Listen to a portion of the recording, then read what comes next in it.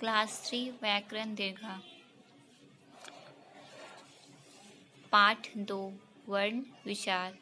तो यहाँ पे हम लोग वर्ण विचार के बारे में पढ़ेंगे। अब यहाँ पे सबसे पहले दिया गया है कि ये वर्ण क्या होता है। बोलते समय हमारे मुख से कुछ ध्वनियाँ निकलती हैं।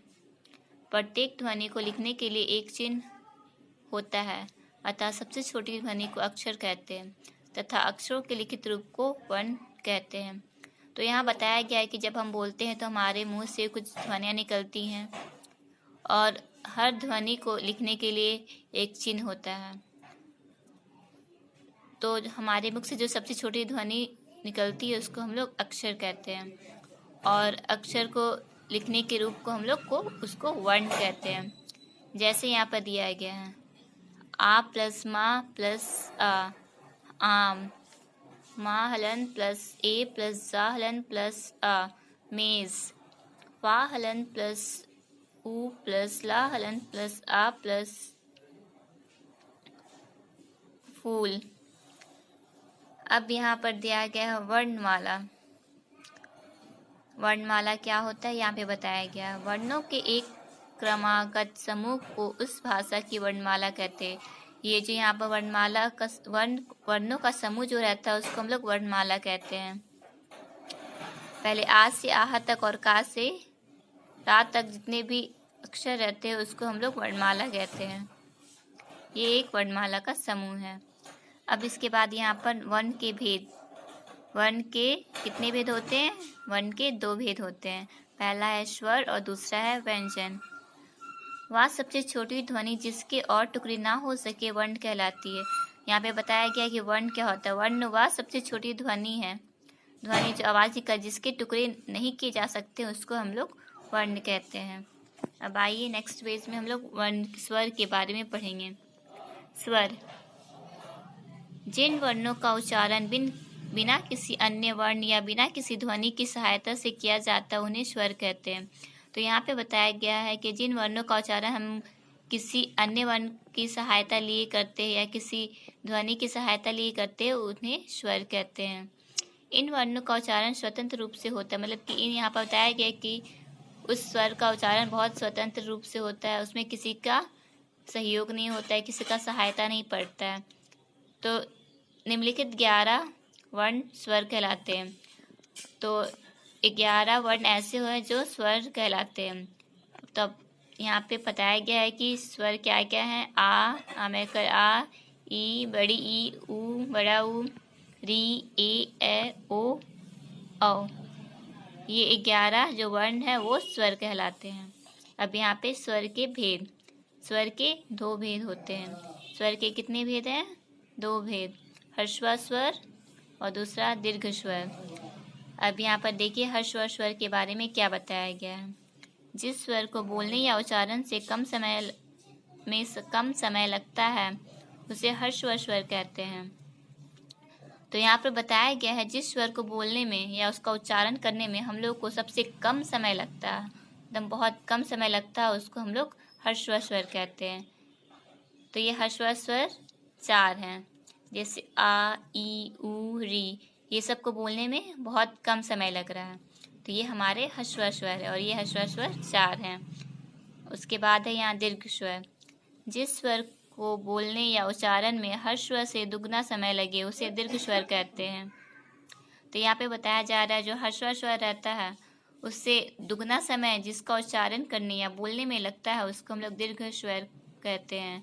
तो ये दीर्घ स्वर 7 होते हैं। अब देखिए यहाँ पे क्या है। हमें कर आ, बड़ी ई, बड़ा ऊ, ए ओ औ। ये जो 7 है ये दीर्घ स्वर है क्योंकि इनको बोलने में ह्रस्व स्वर से दुगना टाइम लग रहा है। व्यंजन। अब यहाँ व्यंजन के बारे में बताया गया है। ऐसे वर्ण जिनके उच्चारण में स्वरों की सहायता ली जाती है व्यंजन कहलाते हैं। तो यहाँ पे बताया जा रहा है कि ऐसे वर्ण जिनको बोलने या उसका उच्चारण करने में हम लोग उस स्वर का सहायता लेते हैं तो वह व्यंजन कहलाते हैं। वो बिना स्वर के उच्चारण नहीं कर सकते उसका हम लोग। हिंदी में व्यंजन 35 होते हैं। तो यहाँ पर व्यंजन कितने होते हैं? 35 होते हैं। अब यहाँ पे व्यंजन के भेद। उच्चारण के आधार पर व्यंजन के 3 भेद होते हैं।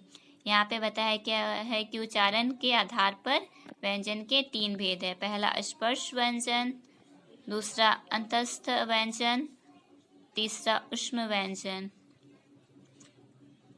स्पर्श व्यंजन क्या है यहाँ पे बताया गया, जिन व्यंजनों का उच्चारण करते समय जीभ मुख के विभिन्न भागों को स्पर्श करती है उन्हें स्पर्श व्यंजन कहते हैं। इन्हें 5 वर्णों में बांटा गया है। तो जिन व्यंजनों का हम लोग उच्चारण करते हैं तो आपका जो ये जीभ है वो मुख के अलग अलग भाग को टच करती है, स्पर्श करती है, तो वो स्पर्श व्यंजन कहलाती है। नाम से ही पता चल रहा है स्पर्श करना मतलब छूना, तो मुंह के वो अलग अलग पार्ट को छूती है।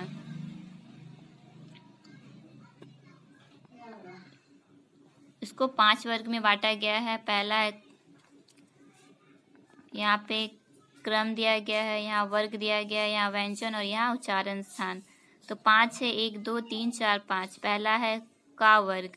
का वर्ग में का से अंगा तक आता है, का खा गा घा अंगा। तो ये उच्चारण स्थान कंठ, ये कंठ को छूती है। दूसरा है चा वर्ग। चा वर्ग में जितने आते हैं चा से इया तक, चा छा जा झा इया, तो ये जीभ से तालु को छूती है। अब यहाँ तीसरा है टा वर्ग। टा से मूर्धन्य तक जितने भी हैं, टा ठा डा ढा मूर्धन्य, मूर्धा, ये जीभ से मूर्धा को टच करती है। अब ये चौथा है ता वर्ग।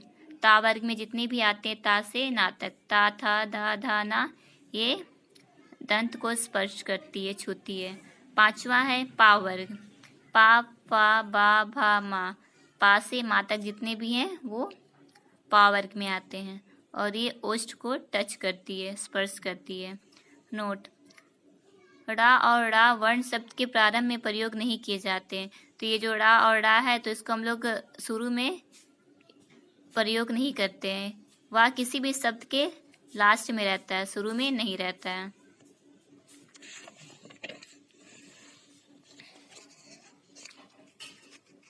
अब यहाँ अंतस्थ व्यंजन, जिन व्यंजनों का उच्चारण करते समय जीभ मुंह के भीतरी भाग को मामूली सा स्पर्श करती है, अर्थात जिन वर्णों का उच्चारण स्वरों और व्यंजनों के बीच होता है उन्हें अंतस्थ व्यंजन कहते हैं। और यहाँ पे बताया जा रहा है अंतस्थ व्यंजन वह है जिसका उच्चारण करते समय जो जीभ है वो सिर्फ मुंह के भीतरी भाग को मामूली सा थोड़ा सा स्पर्श करती है और इस वर्ण का उच्चारण करने में स्वरों और व्यंजनों के बीच का समय होता है, उन्हें अंतस्थ व्यंजन कहते हैं। इनकी संख्या कितनी है? इनकी संख्या भी 4 है, या रा ला वा।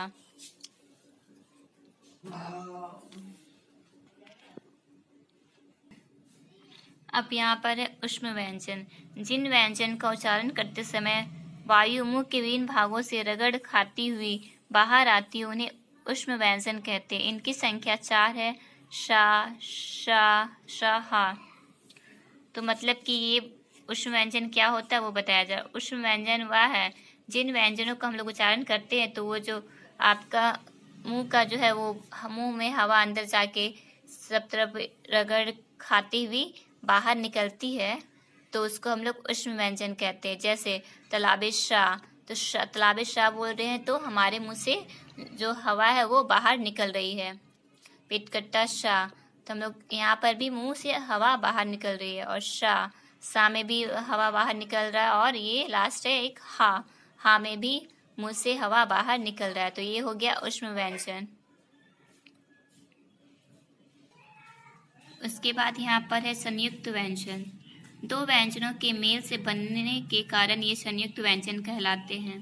तो ये जो संयुक्त व्यंजन है वो 2 व्यंजनों के मेल से बना है। यहाँ पे संयुक्त से ही पता चल रहा है कि ये 2 व्यंजन का संयुक्त है, मतलब कि 2 व्यंजनों से ये मिलकर के बना है। जैसे का हलन प्लस शा, तो ये क्या बन गया? छा से क्षत्रिय, अक्षय, क्षमा, ये सब होता है। दूसरा है जा हलन प्लस इया। जा हलन प्लस इया को हम लोग जोड़ते हैं तो ये ज्ञा बनता है। तो ज्ञा से ज्ञानी, या से यज्ञ और अज्ञान। तो ता हलन प्लस रा, ता और रा को हम लोग जोड़ेंगे तो ये बनता है त्रा। तो यहाँ पर त्रा का शब्द होता है पात्र, छात्र, मित्र। अब यहाँ पे तलाबे शाह हलन प्लस रा, तो ये शाह प्लस रा को जोड़ने से यहाँ बनता है श्रा। श्रा का शब्द परिश्रम, आश्रम, श्रवण। तो ये सब हो गया संयुक्त व्यंजन। उसके बाद यहाँ पर है द्वित्व, द्वित्व व्यंजन। अब ये द्वित्व व्यंजन क्या होता है?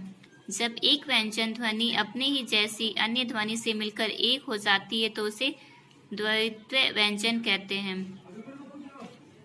तो यहाँ पर द्वित्व व्यंजन क्या है ये बताया जा रहा है। मतलब कि एक व्यंजन जो है वो अपने ही जैसे ध्वनि से मिलती है। जैसे का है तो का से ही मिलेगा, चा है तो चा से ही मिलेगा, ता है तो ता से ही मिलेगा, ना है तो ना से मिलेगा। और ये जो ऐसे मिल करके व्यंजन बनता है उसको हम लोग द्वित्व व्यंजन कहते हैं।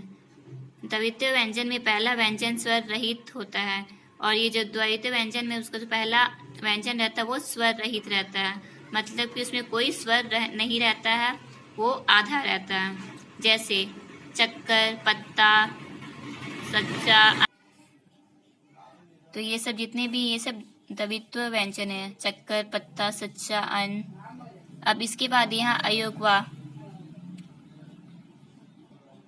यहाँ पर अयोगवा के बारे में बताया गया। अयोगवा का उच्चारण अकेले नहीं होता। ये जो अयोगवा है उसका उच्चारण अकेले नहीं किया जाता और इसका उच्चारण अकेले हो ही नहीं सकता। वह किसी स्वर या उसकी मात्रा के साथ मिलकर बोला जाता है। तो ये जो अयोगवा है वह किसी स्वर या उसकी मात्रा के साथ मिलकर ही बोला जाता है। ये ना स्वरों में है ना व्यंजनों में, फिर भी ध्वनि वहन करते हैं। ये ना स्वर होता है ना ही व्यंजनों में होता है, फिर भी यह ध्वनि वहन करता है, इसलिए ये अयोगवा कहलाता है। तो इसलिए इसको हम लोग अयोगवा कहते हैं। अयोगवा 3 प्रकार के होते हैं। अब यहाँ पर अयोगवा कितने प्रकार के होते हैं? 3 प्रकार के होते हैं। पहला अनुस्वार, दूसरा विसर्ग और तीसरा अनुशासिक। अनुस्वार में अंग शब्द से जितने भी होते हैं वो अनुस्वार होते हैं। विसर्ग में आहा शब्द से जो मिलकर के बनते हैं वो विसर्ग होते हैं। और अनुशासिक में आ से बना जितना भी शब्द है वो अनुशासिक हो जाएगा। जैसे अनुस्वार में आ जाएगा अंत, अंक, हंस आदि। विसर्ग में अता, प्रातः, प्राया आदि। अनुस्वार में ऊपर में 1 बिंदु हमेशा लगेगा, विसर्ग में लास्ट में 2 बिंदु लगेगा और ये अनुशासिक में चंद्र बिंदु लगता है, चांद, आँख, 5 आदि। तो यहाँ पे अनुस्वार, विसर्ग और अनुशासिक को पहचानना बहुत ही आसान है। जिस शब्द में 1 बिंदु है उसके ऊपर में तो वो हो जाएगा अनुस्वार, और जिस शब्द के लास्ट में अंत में 2 बिंदु लगा हुआ है तो वो हो जाएगा विसर्ग, और जिस शब्द के ऊपर में चंद्र बिंदु लगा हुआ है वो हो जाएगा अनुनासिक। इसके बाद यहाँ पर है मात्रा। जब व्यंजन और स्वर का मेल होता है तो स्वर का रूप बदल जाता है। तो यहाँ पे बताया गया जब स्वर और व्यंजन दोनों मिलते हैं तो स्वर का रूप है जो वो बदल जाता है। इस बदले हुए रूप को ही मात्रा कहते हैं और ये जो बदलता हुआ रूप है उसको ही हम लोग मात्रा कहते हैं।